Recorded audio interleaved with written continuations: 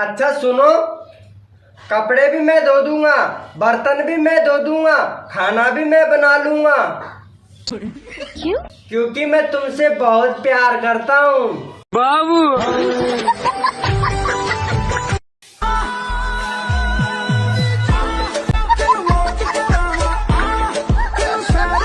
बेटा चलो बताओ, अगर दुनिया में लड़कियां नहीं होती तो क्या होता? मैडम जी, हम लड़के लोग तो रनवे ही मर जाते।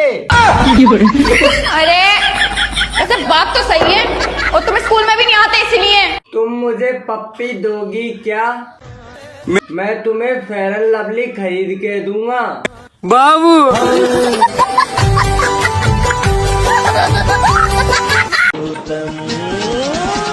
दिल कमरिया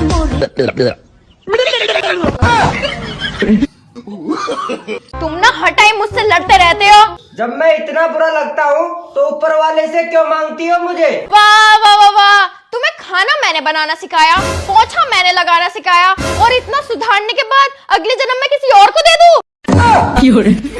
मतलब अगले जन्म में मेरे से भी काम करवाओगे?